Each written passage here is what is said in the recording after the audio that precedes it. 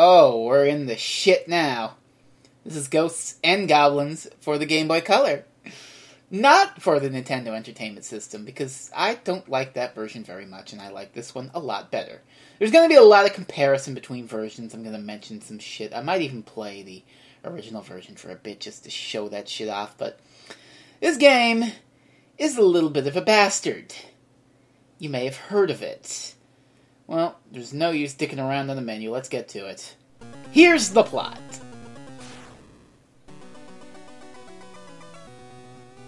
This has been the plot. So our intrepid hero, Knight Arthur, sets off to rescue the princess. Clad in armor, he can throw his lance, and he can jump. And that's it. That's all that Arthur can do in this game, because they haven't invented shields or magic or extra armor or anything like that, no. One hit knocks you out of your armor into your boxers. A hit after that kills you. That's it! You can get a couple of different weapons along the way, but that's all you've got to deal with the devilish monsters like zombies and crows. And, of course,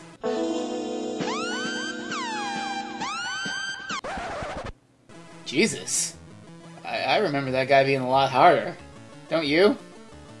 Yeah, the Game Boy Color version kind of makes things easier. It totally defangs the Red Hammer. He is slow as molasses compared to his Nintendo Entertainment System counterpart. But I still know how to deal with his Nintendo Entertainment System counterpart. But it's a hell of a lot easier to deal with him here. Now these jumps over the water, I don't like them because you've got to kind of go early. If you walk off to the very edge, you're just going to walk straight off. And I don't like that at all. The platforming in this game is expert. Also, you see these ghost things, these little guys in the shrouds. Oh, they are going to be bastards later on, and are bastards in the NES version. But for now, here's the first level boss, the unicorn. And he's dead. Okay, great. That's what I love about this game. It's so succinct. I mean, it's only 6 levels long, and each level is all of, like, 2 minutes. But we even get passwords, you know, if you want to continue this game, because your bus is here or whatever, so, on to level 2, please.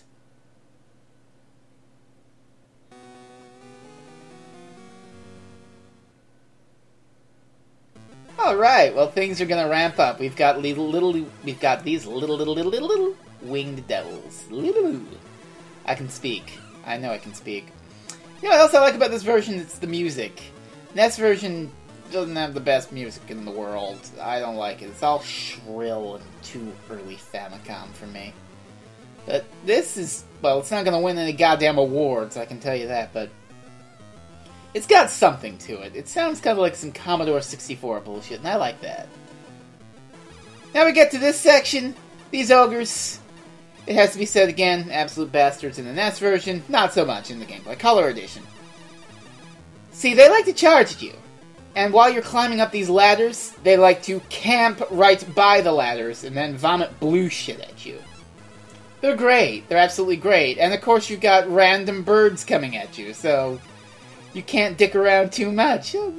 It's just wonderful how much this game loves you. But I think it's enough time with the lance. I think we've used it enough. Let's switch up to the magic torch. Oh boy. You can shoot 2 of these at a time, and it lands on the ground and does a little burny thing.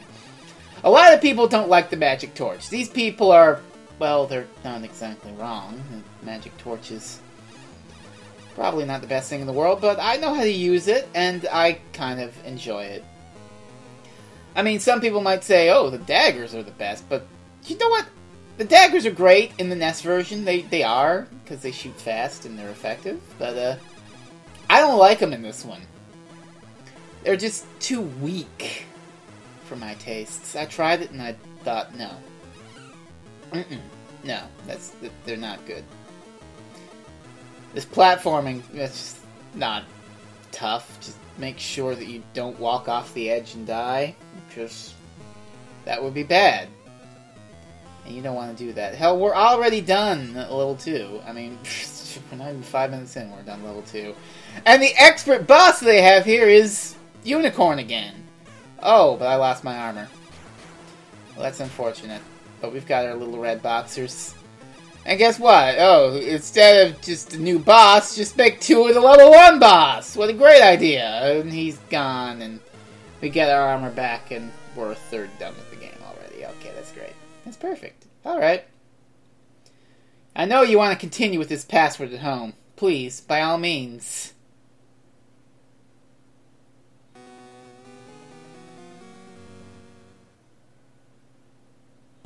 So in the NES one, this is where things start to get tricky. In this one, this is where things start to get kind of tricky. But not as tricky, you know? I really love the music here, but the NES one is just, ugh. I hate it. I don't like it. These little towers are nasty. They shoot balls at you, and you can only hit them when they're red. That's how you kill them. Also, I like points.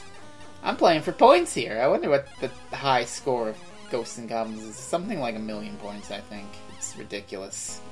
I'm not gonna get 1,000,000 points in this game. But the first section of this level is simple. You got zombies, you got those tower things, but then you get to the blue caves. And the blue caves are swarming with red armors. In the next version, this was horrific, but in this version, it's manageable. I mean, they're not really that bad. You've got a couple of other little hazards, but it's nothing major. Especially with the torch. I mean, it can really burn away at things with its little burning powers. I like that. I mean, you can glitch out these red armors in the next version, but here, just jump back and kill them. That's all you need to do in order to survive. They're really not that bad.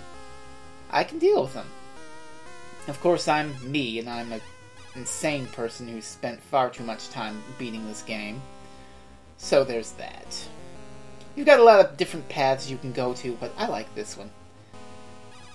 I especially like getting rid of those guys by using the burning torch. I mean, you only gotta deal with 1 red armor here as opposed to 2 on the lower path. Well, sort of. See, the second one is right there. And you aggro him when you jump down there. That doesn't actually happen in the NES version, so you've got to fight an extra red armor. That's beautiful, ain't it? But once we deal with all that, we get to deal with the Stage 3 boss. And here's where shit gets tricky, because unless you have the torch or the dagger, you can't kill this guy! Just great, huh? Bosses that are immune to weapons. That is where Ghosts and Goblins begins to get dick.